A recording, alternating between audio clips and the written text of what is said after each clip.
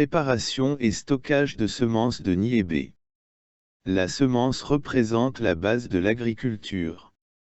Diverses causes contribuent à ce que la semence ne soit pas toujours correctement préparée et stockée, conduisant à d'importantes pertes, voire à une perte totale de la semence. Avec la disparition de cette semence, c'est également la diversité génétique dont elle est porteuse qui est perdue. Dans ce cas, l'agriculteur est contraint de recourir soit à l'entraide d'autres agriculteurs, soit il doit racheter de la semence. Les pratiques indiquent que les semences achetées par les agriculteurs ne possèdent souvent pas d'origine bien définie et qu'elles ne présentent pas toujours les caractères d'adaptation aux conditions locales que leurs propres semences leur procurent. Il importe donc que les agriculteurs puissent renforcer leur capacité à préparer et à stocker la semence, afin de disposer de quantités suffisantes de graines de variétés adaptées aux conditions locales, de qualité, aptes à germer, pour assurer leur autonomie semencière et contribuer à leur sécurité alimentaire. Caractéristiques de la préparation et du stockage semencier. La préparation et le stockage de semences ne diffèrent pas fondamentalement de ces opérations lorsqu'elles sont appliquées aux graines pour la consommation. Cependant, une différence essentielle réside dans le fait que pour la semence, il est impératif de préserver l'embryon situé dans la graine, car s'il est endommagé ou soumis à des conditions qui lui sont néfastes, il peut dépérir et la graine ne sera plus en mesure de germer pour se développer en une plante. Pour les graines destinées à la consommation, la survie de l'embryon importe peu. Étape de la préparation et du stockage de la semence de niébé. La préparation et le stockage des semences de niébé va suivre une série d'étapes. La première étape consistera à assurer un séchage des plantes sur pied, au champ. Après que la récolte a été faite, à la pleine maturité, les plantes séchées sont transportées du champ vers l'exploitation et stockées temporairement. Assez rapidement, un nettoyage est réalisé en séparant les fanes et les gousses, celles-ci subiront un séchage complémentaire. Les gousses sont ensuite soumises au battage, puis au nettoyage et au triage, opérations qui aboutissent à constituer le lot de semences. Pour le niébé comme les attaques des bruches sont importantes, il n'est pas recommandé de conserver les graines à l'état de gousse. Pour garantir que les semences gardent leur aptitude à germer, il faudra leur assurer des conditions de stockage définies. Le séchage des plants sur pied au champ. Le séchage du plant de niébé est une étape importante car les graines, lorsqu'elles sont récoltées, doivent avoir atteint un stade suffisamment avancé pour être aptes à germer, ce qui est essentiel pour de la semence. Récoltées trop tôt, elles n'ont pas l'aptitude à germer. D'autre part, les graines récoltées trop tôt se conservent mal. La récolte ne doit pas non plus être trop tardive car cela comporte des risques, comme des attaques accrues par les bruches, ou des maladies qui risquent de se développer. La récolte des plants de niébé.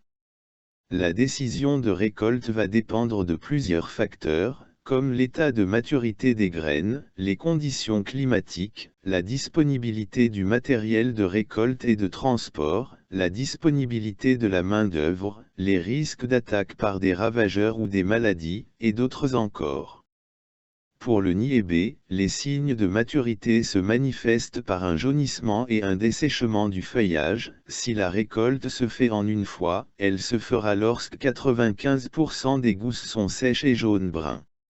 Autre facteur important, le climat, qui influence fortement la qualité des semences. Un climat sec favorisera un bon séchage des graines, ce qui facilitera leur bonne conservation puis une bonne levée lorsqu'elles seront mises en conditions favorables à la germination. Un climat humide rendra lui le séchage difficile, favorisant le développement de moisissures en cours de stockage, ce qui pourra compromettre la germination des semences. La séparation des fanes et gousses, le séchage des gousses. Après la récolte des plants de niébé, leur transport depuis le champ et leur stockage temporaire, on procédera à la séparation manuelle des fanes et des gousses. Les gousses étant séparées, elles seront soumises à un séchage complémentaire. Le séchage a pour but de dessécher la graine, jusqu'à une teneur qui ne doit pas être excessive, mais qui doit lui permettre un état de vie ralenti. Ce séchage va se faire au contact de l'air chaud et sec qui permettra à la graine d'éliminer une partie de l'eau qu'elle contient.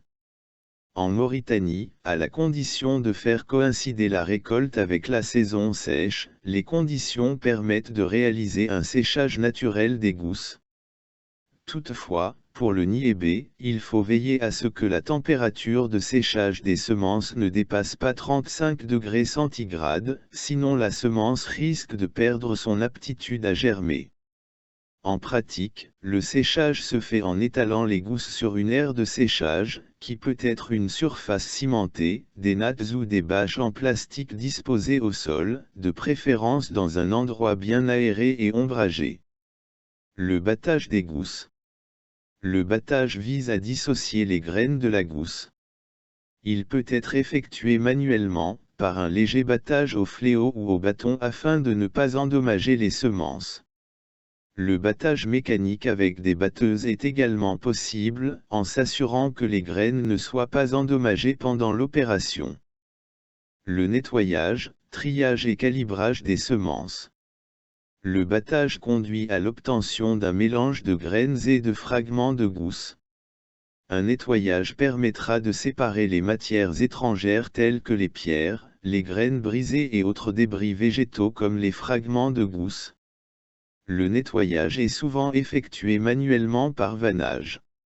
Il consiste à jeter les graines en l'air, le vent emportant les impuretés les plus légères, tandis que les graines, plus lourdes, retombent sur le sol.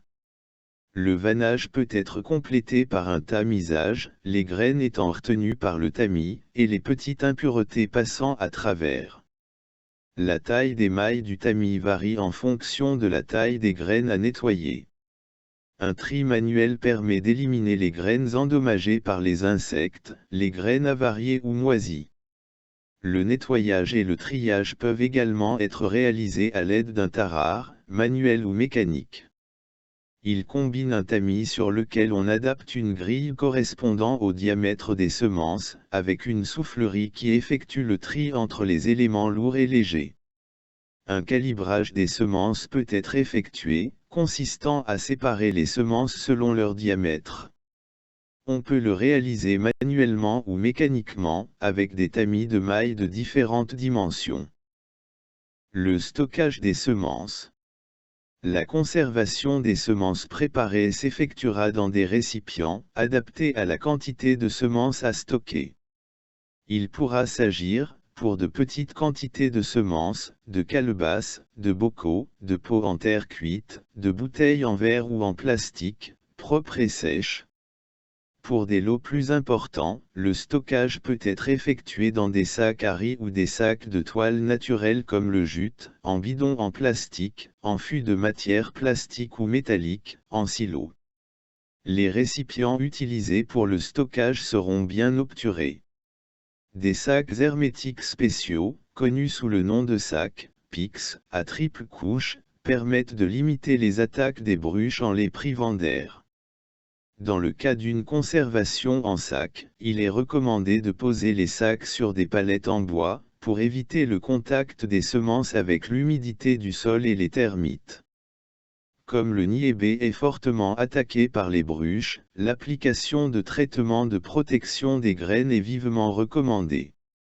Ces traitements peuvent consister en un mélange des graines avec des produits naturels comme du nîmes, sous la forme de feuilles séchées, d'huile ou de poudre de graines, ou d'autres produits comme du piment, du sable fin, de la latérite pilée ou de la cendrée fine.